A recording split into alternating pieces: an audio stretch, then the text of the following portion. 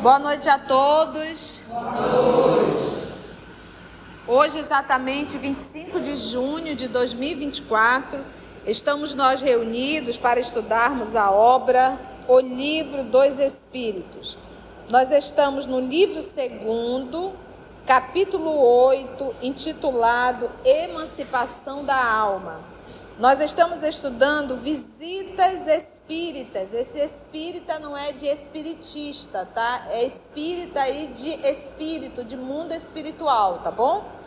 Visitas espíritas entre pessoas vivas. Então, nós somos espíritos encarnados. E no momento do sono, nós emancipamos, deixamos o corpo físico em repouso absoluto e saímos na condição de espírito. Então, na condição de espírito emancipado, eu posso visitar outros espíritos que também estão emancipados, tá bom? Tia, eu posso apenas visitar espíritos que também estão emancipados? Não. Eu posso até não ter capacidade de ir a nenhuma colônia, mas eu posso receber visita desses espíritos que estão em determinadas colônias. Como eu também posso interagir com espíritos desencarnados que permanecem aqui na Terra, agarrado, apegado à forma e às paixões. Então, toda vez que eu saio do corpo, na condição de emancipação, eu irei me encontrar tanto com espíritos que estão emancipados, ou seja, encarnados, como também eu poderei me encontrar com espíritos desencarnados. Ficou claro? Ok? Podemos dar continuidade? Mas vamos iniciar fazendo a nossa prece de gratidão. Vamos agradecer a Deus por mais uma oportunidade que nos é dada.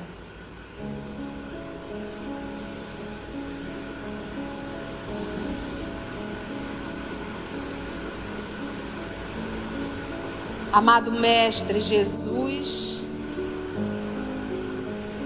amigos espirituais aqui presentes, Senhor, estamos reunidos todos nós em torno da obra O Livro dos Espíritos. Cada um de nós temos aqui a vontade firme de aprender e queremos aprender a doutrina espírita porque queremos aperfeiçoar a alma que somos. Queremos, Senhor da vida, despertar a nossa essência divina. E a partir de tudo isso, a nossa vida, os nossos valores, nosso objetivo, nosso propósito também modificam. E nós buscamos e passamos a buscar o que é melhor e verdadeiro nessa vida. Senhor Jesus, amor de nossa vida, inspira-nos e que os teus mensageiros de luz que aqui estão possam conduzir mais uma vez o nosso estudo, porque é em teu nome, Senhor, que todos nós aqui nos encontramos. Graça te damos.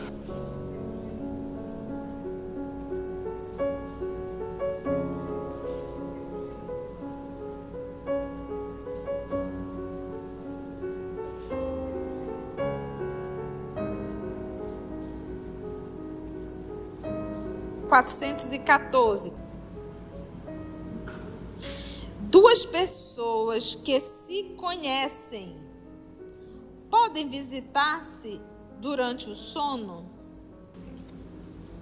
Sim.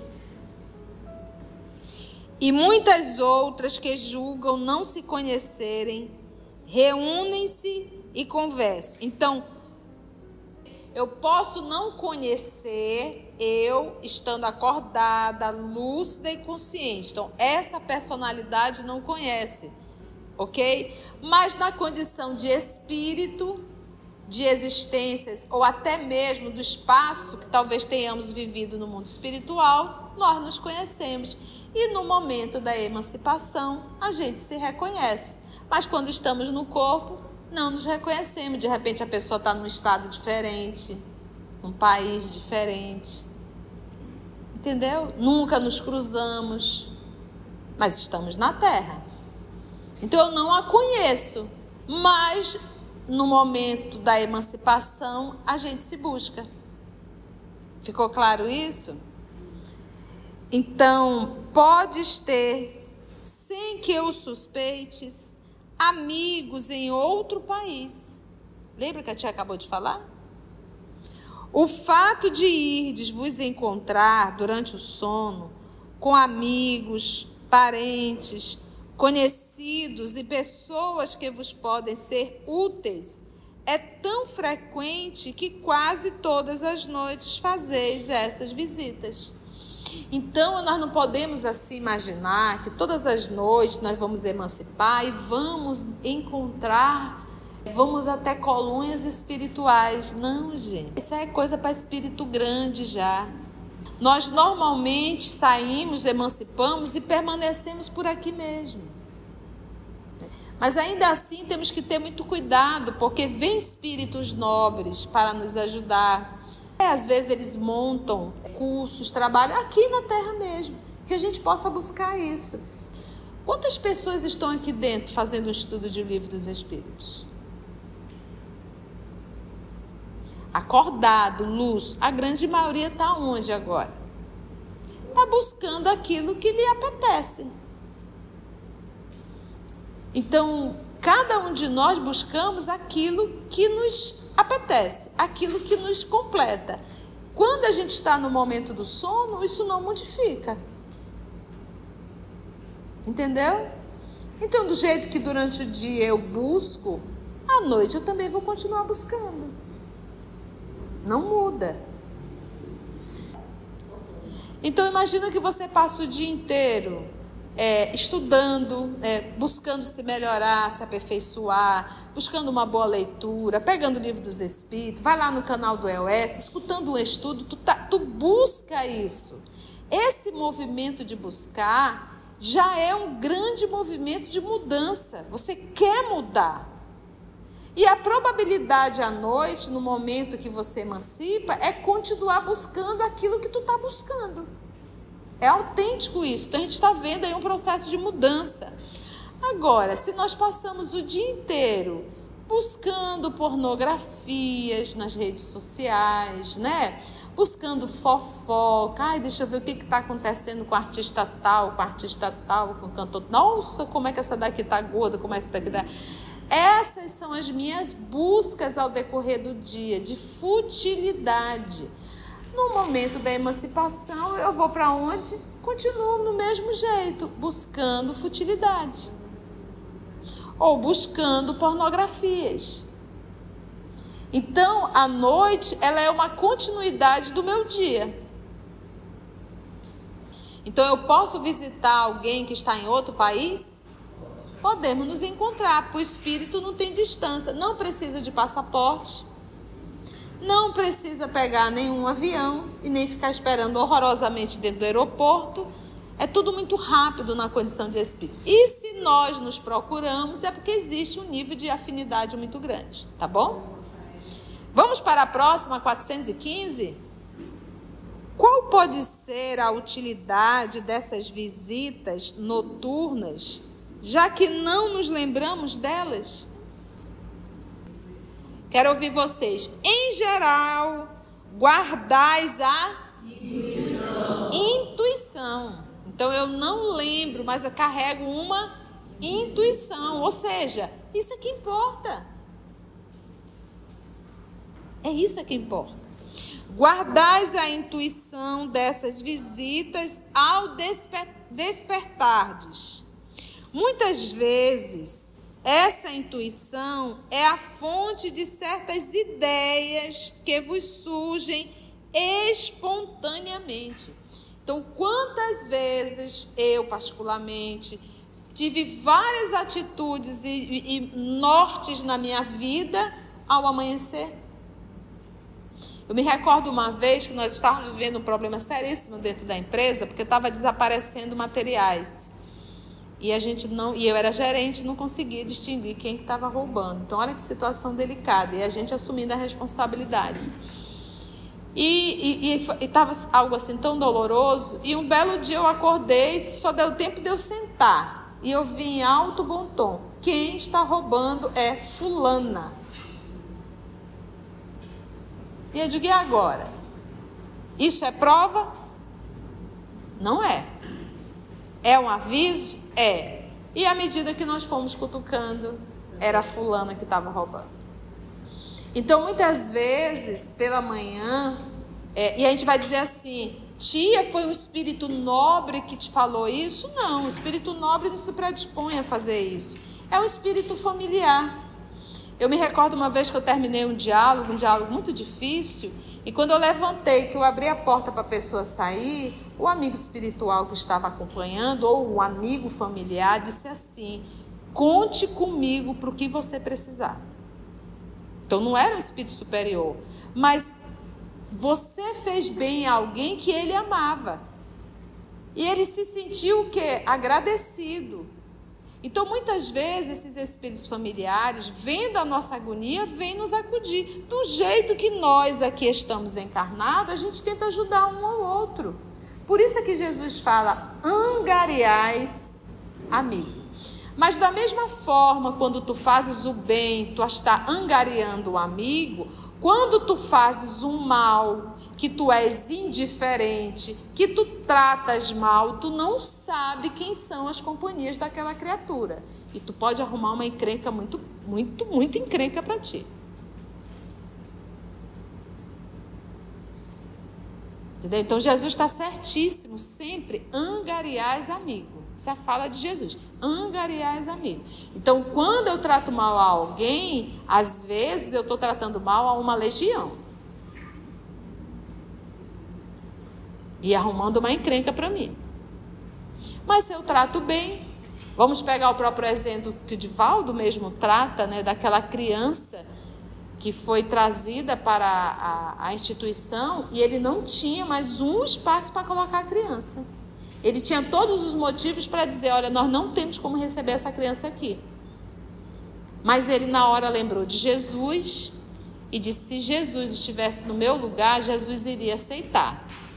E ele disse: minha filha, vamos aceitar essa criança e seja o que Deus quiser, nós vamos arrumar um jeito. E logo depois ele tinha um espírito que o acompanhava no processo obsessivo há mais de 30 anos.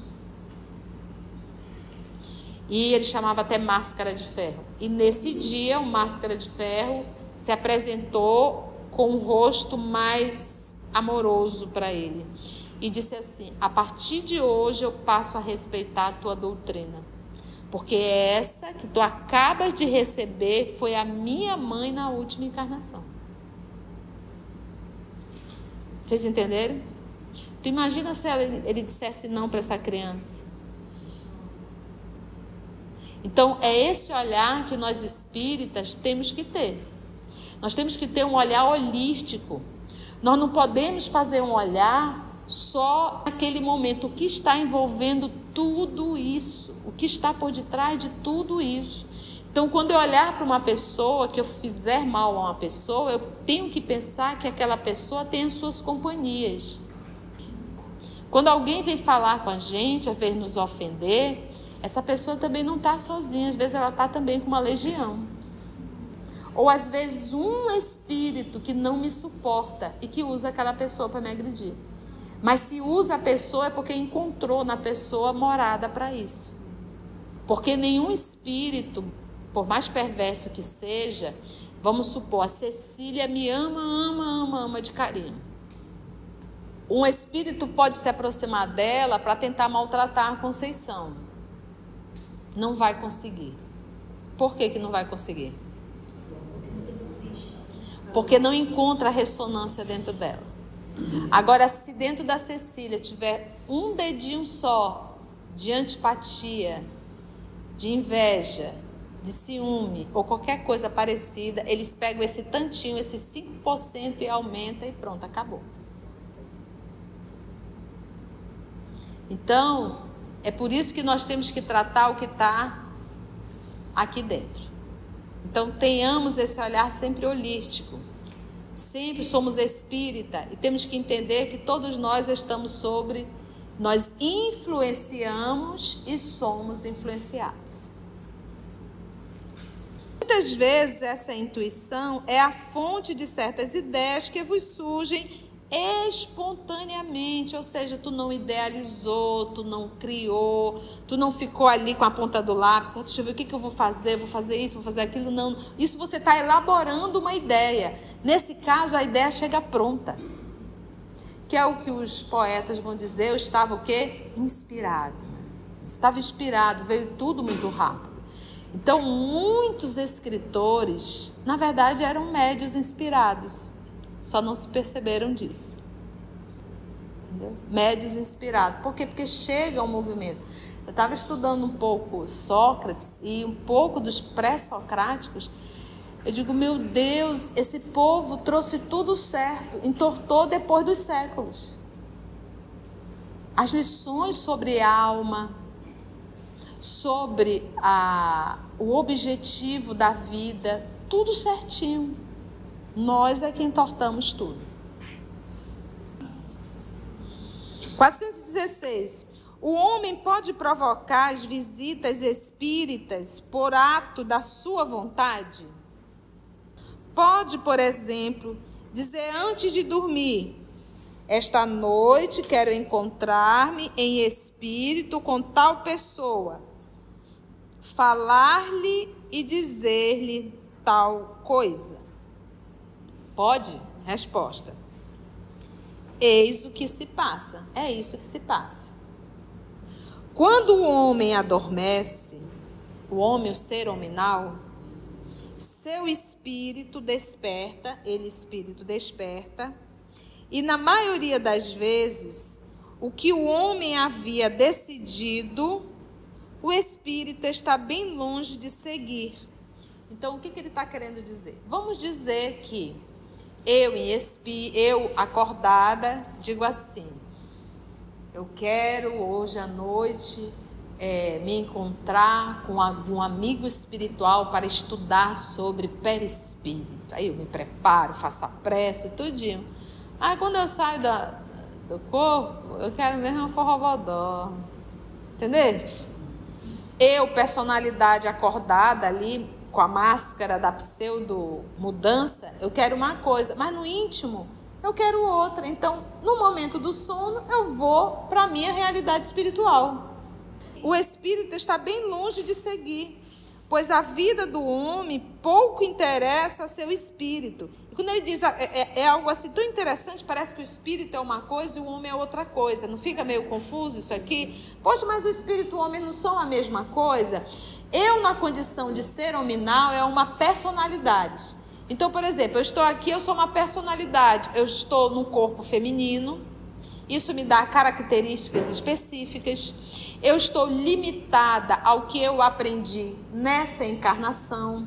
Eu tenho a conduta conforme as lições que eu recebi dos meus pais, a educação que eu recebi dos meus pais, a educação que eu recebi do meio que eu estou inserida e da nação que eu estou inserida. Tudo isso formou uma personalidade transitória. Então, quando ele fala do homem, ele está falando de uma personalidade transitória. Na condição de espírito, eu não estou limitado a essa personalidade. Eu posso acessar a minha condição de espírito. Tia, isso é uma regra? Não. Há muitos que estão tão materializados, que vive como se fosse apenas uma personalidade no mundo espiritual, tá? Isso não é uma regra. Parte sim, chega no mundo espiritual e desperta a sua condição de espírito. Vamos dar um exemplo do livro dos médiuns, os médiuns sonambúlicos. Quando estão acordados, é uma personalidade, não tem absolutamente nenhuma mediunidade ostensiva. No momento do sono, quando eles entram no transe, eles recordam a sua condição de espírito, ele usa o próprio corpo para falar, mas não é ele personalidade que está falando, é ele espírito. Então, o que eu estou querendo dizer? De repente, ele encarnado, acordado, é um analfabeto. Não tem noção de muita coisa, mas no momento em que ele está no transe sonambúlico, ele fala na condição de um ser extremamente inteligente. Mas por quê? Nessa última encarnação, a personalidade é analfabeta, nessa encarnação. Mas isso não quer dizer que ele, espírito, seja analfabeto. Então, ele aciona as suas lições, ele recupera a sua condição e o que ele já traz na condição de espírito. Entendeu isso? Então, de repente, ele vai falar de uma forma diferenciada. Ele pode até falar em um outro idioma.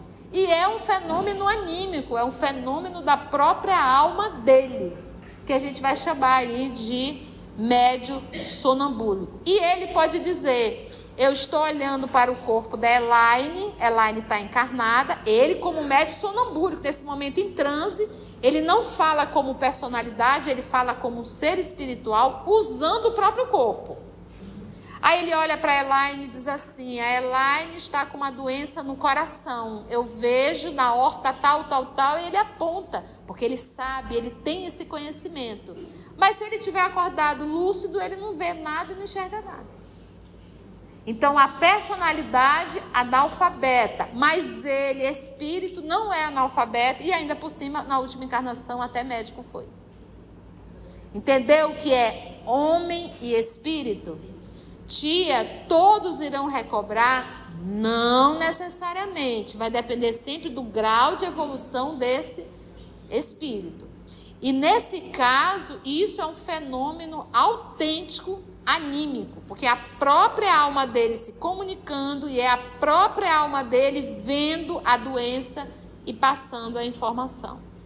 Nunca misture fenômeno anímico com personismo, ou seja, mistificação, ou seja, autossugestão. Vou usar o termo autossugestão. Então, o ser pode estar autossugestionado? Pode, não ter nenhum espírito. Isso não é um fenômeno anímico, isso é uma autossugestão. Mistificação, a pessoa está mentindo. Ela está mentindo conscientemente da comunicação. E o fenômeno anímico, ele é um fenômeno autêntico. Autêntico é um fenômeno, porque não é algo comum, mas é autêntico. Então, nesse caso do médio sonambúlico, é um fenômeno anímico. Vou dar outro exemplo para vocês entenderem. Vamos supor que eu esteja aqui e eu olhe para Lígia e diga assim, Lígia, nesse momento eu leio o pensamento da Lígia. Eu leio. E digo, Lígia, tu estás pensando isso. Esse é um fenômeno que? Anímico. Eu leio o pensamento dela. Agora, se eu estou aqui, me chega um espírito e diz, a Lígia está pensando isso. Aí eu olho para a Lígia e digo, Lígia, tu estás pensando isso. Isso é um fenômeno anímico? Agora é mediúnico. Por quê? Porque existe um segundo, existe um espírito. Então, a pré-cognição, se eu estou aqui e eu vejo um quadro do que vai acontecer no futuro, isso é um fenômeno anímico. Eu estou vendo. Agora, se um espírito se aproxima e diz, Conceição, vai acontecer isso com fulana, aí já é um fenômeno o quê? Mediúnico. Nós vulgarizamos a palavra animismo sem entender o que é o fenômeno. Então, o que a gente muitas vezes chama de animismo pode ser, na verdade, autossugestão do médium. O médium está autossugestionado e não tem absolutamente nenhum espírito. E o fenômeno anímico, não, ele é autêntico. É um fenômeno da própria alma. Nesse caso que eu acabei de citar, que ele desdobra, o caso do médium sonambúlico, ele não lembra. No caso da pré-cognição, ele lembra. Da retrocognição, ele também lembra. No caso de eu estar aqui e olhar para ela e saber o que ela está pensando, eu sei, isso eu também vou lembrar. tá? Agora, nesse caso que você entra nesse transe, que é o transe sonambúlico, esse normalmente não lembra. Porque, inclusive, o propósito é esse, não lembrar. É anímico. É bem fácil você entender isso. Só será mediúnico quando existir um segundo ser. Se houver o segundo ser, é um fenômeno mediúnico. Se existe apenas um ser, é um fenômeno da própria alma. Entendeu? Agora, o que a gente traz é entender que é um fenômeno autêntico. Por isso que é fenômeno. Fenômeno sonambúlico é um fenômeno anímico. É o fenômeno da própria alma. O que a gente vai encontrar lá no livro dos médiuns? A gente vai encontrar os dois fenômenos ao mesmo tempo, no mesmo fenômeno. Então, o cidadão é um médium sonambúlico. Então, ele entra em transe, deixa a personalidade e assume agora a sua condição de espírito. E é justamente isso. Ele está usando o próprio corpo, ele está conversando através do corpo dele, mas ele não está como personalidade, ele está como espírito. É como se o corpo, nesse momento, fosse o médium dele. Entende? Ele usa o corpo, mas não como personalidade, ele usa como espírito. O perispírito é uma roupa, o perispírito não pensa e não fala. É o espírito. Eu estou usando aqui só para você entender. Por exemplo, eu estou falando aqui como personalidade, ou seja, resultado só do que eu vivi nessa encarnação. Em um transe sonambúlico, eu posso falar como espírito, de repente acessar lições e comportamentos que eu não tenho nessa encarnação como Conceição. Então vamos lá, no livro dos médiuns tem um caso assim. O cidadão entra no transe sonambúlico, aciona a sua condição de espírito e ele passa a olhar para os corpos e vê a enfermidade. E as pessoas o buscavam para isso, e ele em transe. Então ele dizia, de olhos fechados ou abertos, porque não são os olhos físicos, é os olhos da alma que estão enxergando. Ele pensa assim, eu estou olhando para o corpo e vejo uma doença no estômago. Tem um ferimento no estômago. Aí as pessoas perguntavam, e o que eu posso tomar nesse caso? Né? Que remédio eu posso tomar? Ele disse, eu não sou médico. Mas o doutor, espírito, fulano de tal, está aqui e está mandando lhe dizer para tomar o chá, o remédio tal, tal, tal. Então, nesse momento, nós temos dois fenômenos autênticos. Primeiro, anímico, porque é ele que está enxergando a doença. E ele tem um segundo fenômeno, mediúnico, porque ele está transmitindo a orientação do doutor para o paciente. Então, nós temos um fenômeno medianímico. É anímico porque é ele, a alma, que está vendo. Passa agora o segundo momento mediúnico porque ele está servindo de ponte entre o médico espiritual e o paciente. O que a gente sempre quer despertar nos espíritas é a responsabilidade com a palavra animismo. Entender que é um fenômeno autêntico. Eu não posso olhar para uma autossugestão. Ah, o fulano está fazendo fenômeno anímico. Não, isso é autossugestão. Na obra de André Luiz, se não me falha a memória, acho que é Missionário da Luz, que a gente está estudando, lá tem um caso de fenômeno anímico no momento da reunião mediúnica. Então, a senhorinha entra em transe e, nesse caso, ela aciona uma encarnação anterior dela, só que é um fenômeno autêntico. E por que ela acionou? Qual foi aquilo que a gente chama de gatilho?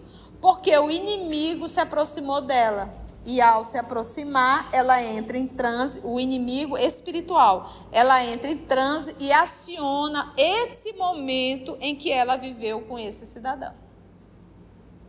Tanto é que André Luiz disse, eu estou achando estranho porque eu não vejo nenhum espírito acoplado a médium.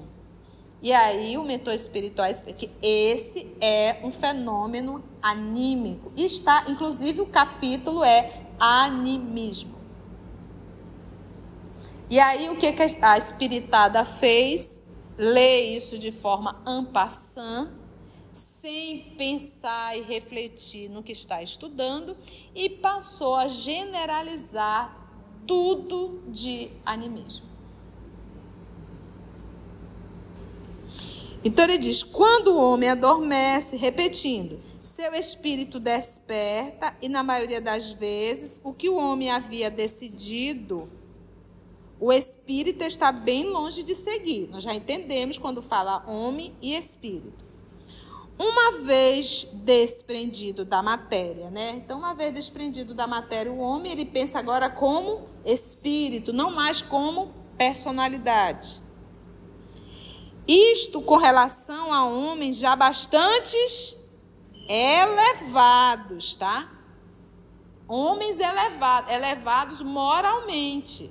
Isso acontece com homens elevados. Os outros somos nós. Desculpa se tiver algum espírito elevado aqui.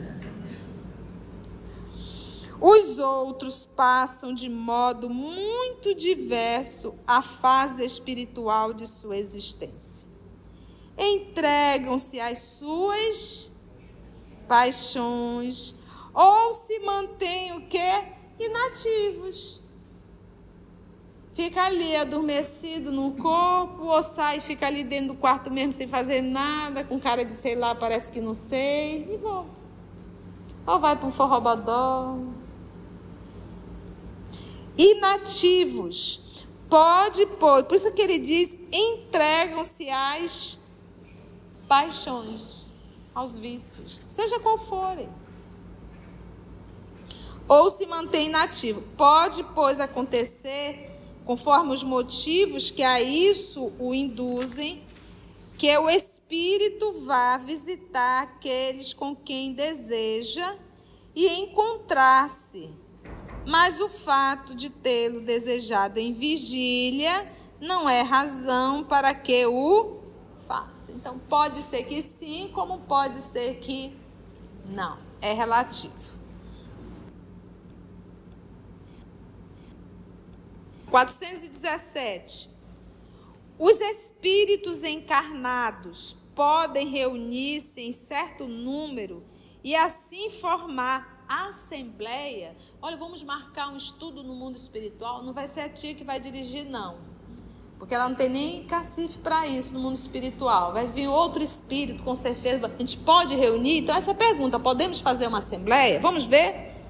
Sem dúvida alguma.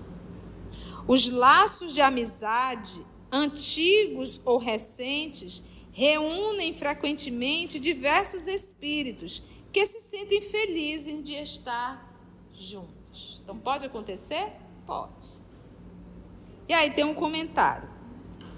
Pelo termo antigos, se deve entender os laços de amizade contraídos em existências anteriores. Ao despertar, guardamos intuição das ideias que aurimos nessas conversas ocultas, embora lhe ignoremos a fonte. A gente não lembra da fonte, mas permanece a ideia.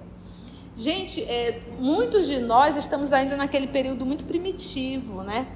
Muito animalizado. Então, tia, como é que eu posso saber? É só saber que se a gente vive mais uma vida fisiológica do que uma vida espiritual. Então, se nós vivemos mais uma vida fisiológica, a gente às vezes não sai nem do quarto. Sabe, não tem... Quando a gente fala de vida fisiológica, é porque eu não despertei a minha essência espiritual, eu não despertei a minha condição de espírito. Então, eu não sei nem utilizar isso. Então, eu durmo, como, bebo, durmo, procrio, trabalho para a minha sobrevivência e pronto. Né? Fico roncando, né? Não despertou ainda esse lado espiritual. É ainda, como diz os espíritos, é o animalzinho ainda. Então, nós precisamos despertar a nossa condição de espírito, isso acordados, lúcido, despertar o autodomínio, fazer esse movimento e assim a gente começa a fazer. Muitos de nós, gente, reencarnamos pelo automatismo, sem ter consciência de mundo espiritual. Então, acredito que já é hora, né, da gente despertar, né? Desperta, ó tu que dorme. 418 é a última de hoje. Uma pessoa que julgasse morto um de seus amigos, que na verdade não estava, poderia encontrar-se com ele em espírito e, assim, saber que está vivo? Poderia, nesse caso, ter a intuição do fato ao despertar? Entendeu a pergunta? Ele acha que o amigo morreu, mas não morreu. Não, ele acha que morreu. E aí ele, durante o sono, descobriu que o cidadão não morreu. Aí a pergunta que não quer calar, ele pode estar com essa pessoa e acordar pela manhã com a intuição, menino, acho que o fulano está vivo. Essa é a pergunta. Vamos ver a resposta? Como o espírito, essa pessoa pode ver o seu amigo e conhecer sua sorte, ou seja, a condição que ele está. Se não lhe houver sido imposto como prova acreditar na morte desse amigo. Por que ele está querendo dizer? Por exemplo, não tem casos de filhos que desaparecem e que a mãe e o pai ficam na interrogação se esse filho está vivo ou morto? Isso é uma expiação para os pais. Lembra daquele período da escravidão que você pegava os filhos das escravas e dava fim? E a mãezinha ficava sem saber se o filho estava vivo, se não estava. Então, às vezes, gente, a gente passa por dores que nós fizemos outros passarem. No próprio livro, há 2000 anos, o que o André de Gioia fez, pegando o filho do senador Públio Marcos, e deu fim. O senador passou aquela encarnação praticamente inteira, inclusive a Lívia, sem saber do paradeiro do único filho homem dele, que era o Marcos. E o André de Gioia, de uma forma muito drástica, criou aquele menino com meses. Ele tinha tipo 8, 9 meses quando ele roubou. E ele criou aquele menino lindo, né? Diz que o menino era lindo, um rapaz bonito, né? Imagina, como escravo. E no final do livro, eu já dando todo spoiler, né? Ele colocou os dois juntos. E é tão interessante que o senador, quando olhou para aquele jovem e viu que não tinha traços judeus, ele sentiu uma atração enorme por aquele jovem, e o jovem por ele. Mas o jovem foi obrigado a cegar o próprio pai. Gente, aonde você encontra um livro desse, me fala? Tá vendo que a gente está perdendo? E você perdendo tempo assistindo série. Vai estudar há 2000 anos. Essa é a história do livro há 2000 anos e está no canal. É fantástico. Nossa, essa é uma hora, esse é um momento do livro que tu não quer mais largar o livro. Tão emocionante que é, mas é interessante o carinho. E inclusive o próprio Marcos, quando olhou para aquele homem, sentiu um carinho enorme, era o pai dele. Então, às vezes, a gente arruma débitos e a gente tem que resgatar. Então, às vezes, a expiação é essa. Por isso, por exemplo, o Chico é um excelente médium, mas nem tudo ele tinha autorização para responder. Então, de repente, uma mãe poderia... Por isso que a gente não encontra um Chico em cada canto. Porque a humanidade precisa passar por algumas provas. Então, o Chico poderia até, de repente, saber, não, essa pessoa está viva. Mas ele não tem autorização para falar. Então, para ele não ficar nessa agonia, muitas vezes a espiritualidade não é autorizado saber. Porque aí, imagina ele saber da verdade, ver a mãe agoniada e não poder falar. Não seria uma tortura isso? Então, para que a espiritualidade ia colocar essa tortura no Chico? Então, nem sempre ele também teria acesso a tudo. Até para ele mesmo se proteger. Porque isso geraria um mal-estar muito grande nele. Entendeu, gente? Então, nem tudo pode ser revelado. Porque é justamente a expiação ou a prova. Vamos só finalizar? Então, se não lhe houver sido imposto como prova, acreditar na morte desse amigo poderá ter um pressentimento da sua existência, como poderá ter o de sua morte, tá bom? Então, depende, né? Se for prova, não vai lembrar de nada. Se não for, ele poderá carregar uma intuição. É bom estudar o Espiritismo? E ainda ticando assim... Como a gente tica o jaraqui, fica melhor ainda, né? Porque a gente consegue compreender. O Livro dos Espíritos é um livro para você ler rápido? Não. Na verdade, nenhuma obra espírita, e mesmo as obras subsidiárias sérias, a gente precisa ler e mergulhando em cada parágrafo, porque tem muitas lições. Alguma dúvida? Ficou bem ticado? Antes de orarmos em agradecimento, vamos ouvir algumas considerações da tia que destacamos neste estudo para a reflexão dos ensinamentos. Vamos aos destaques da tia? Nós somos espíritos encarnados e no momento do sono nós emancipamos, deixamos o corpo físico em repouso absoluto e saímos na condição de espírito. Então, na condição de espírito emancipado, eu posso visitar outros espíritos que também estão emancipados. Eu posso até não ter capacidade de ir a nenhuma colônia, mas eu posso receber visita desses espíritos que estão em determinadas colônias. Como eu também posso interagir com espíritos desencarnados que permanecem aqui na Terra, agarrado, apegado à forma e às paixões. Então, toda vez que eu saio do corpo, na condição de emancipação, eu irei me encontrar tanto com espíritos que estão emancipados, ou seja, encarnados, como também eu poderei me encontrar com espíritos desencarnados. Eu posso não conhecer eu estando acordada, lúcida e consciente. Então, essa personalidade não conhece, ok? Mas na condição de espírito, de existências, ou até mesmo do espaço que talvez tenhamos vivido no mundo espiritual, nós nos conhecemos. E no momento da emancipação, a gente se reconhece. Mas quando estamos no corpo, não nos reconhecemos.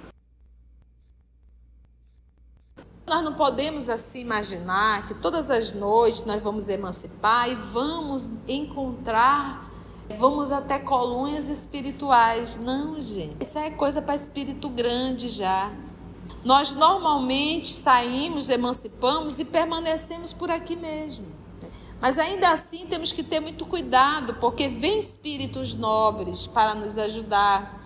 Às vezes eles montam cursos, trabalham aqui na Terra mesmo. Que a gente possa buscar isso. Cada um de nós buscamos aquilo que nos apetece, aquilo que nos completa. Quando a gente está no momento do sono, isso não modifica. Então, do jeito que durante o dia eu busco, à noite eu também vou continuar buscando. Não muda. A noite, ela é uma continuidade do meu dia. Nós temos que ter um olhar holístico. Nós não podemos fazer um olhar só naquele momento. O que está envolvendo tudo isso? O que está por detrás de tudo isso? Então, quando eu olhar para uma pessoa, que eu fizer mal a uma pessoa, eu tenho que pensar que aquela pessoa tem as suas companhias. Quando alguém vem falar com a gente, às vezes nos ofender, essa pessoa também não está sozinha. Às vezes ela está também com uma legião. Ou às vezes um espírito que não me suporta e que usa aquela pessoa para me agredir.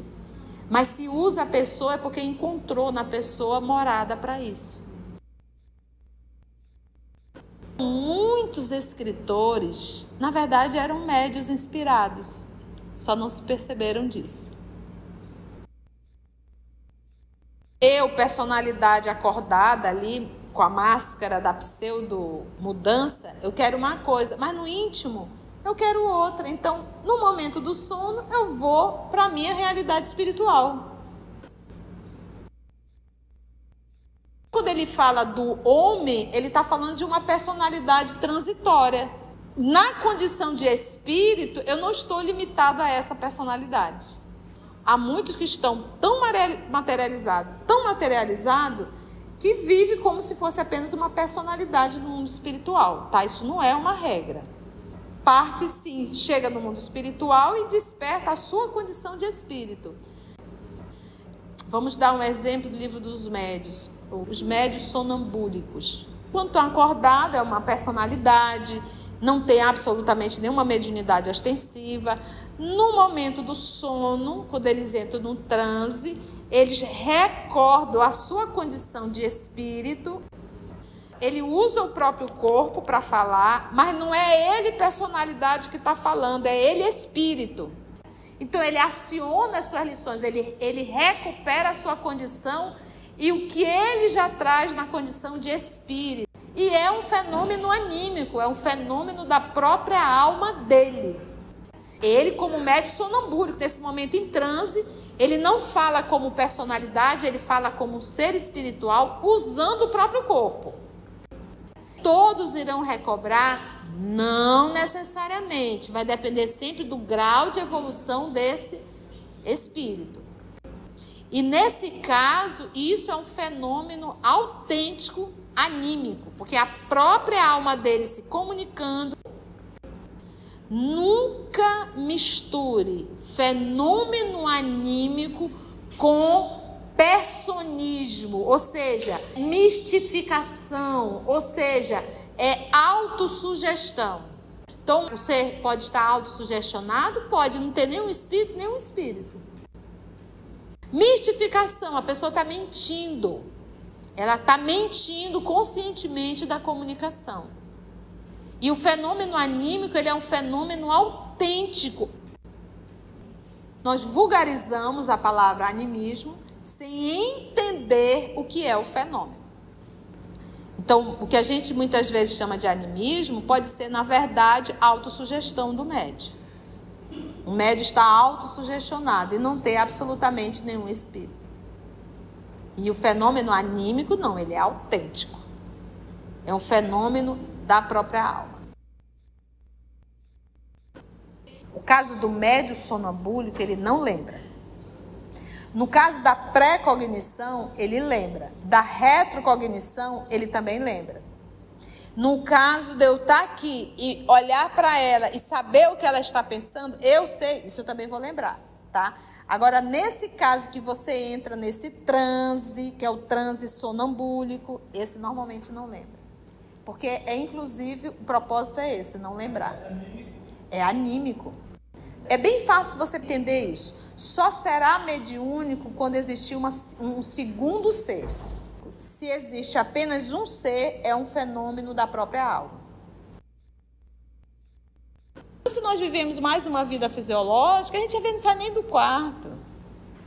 Sabe, não tem... Quando a gente fala de vida fisiológica, é porque eu não despertei a minha essência espiritual, eu não despertei a minha condição de espírito. Então eu não sei nem utilizar isso. Então eu durmo, como, bebo, durmo, procrio, trabalho para minha sobrevivência e pronto. Então nós precisamos despertar a nossa condição de espírito, isso acordados, lúcido, despertar o autodomínio, fazer esse movimento e assim a gente começa a fazer. Muitos de nós, gente, reencarnamos pelo automatismo, sem ter consciência de mundo espiritual. Se você chegou até aqui o final, deixa seu comentário. É muito importante a gente poder ler o teu comentário. Não esqueça de curtir para que possa divulgar a página. Dá o seu like, né? E, se possível, faça a sua inscrição no nosso canal e toca o sininho. Porque quando você toca o sininho, o YouTube avisa para você quando o EOS publicar um novo estudo. Então, receba um grande abraço da família EOS Manaus. Assim, concluindo o nosso estudo de hoje e agradecendo o nosso Mestre Jesus por mais este momento de aprendizado, vamos orar? Assim agradecemos a Deus, nosso Pai, agradecemos ao nosso Mestre Jesus e aos amigos espirituais aqui presentes por ter conduzido o nosso estudo com tanta amorosidade. Muito obrigada, amor querido. Graças a Deus.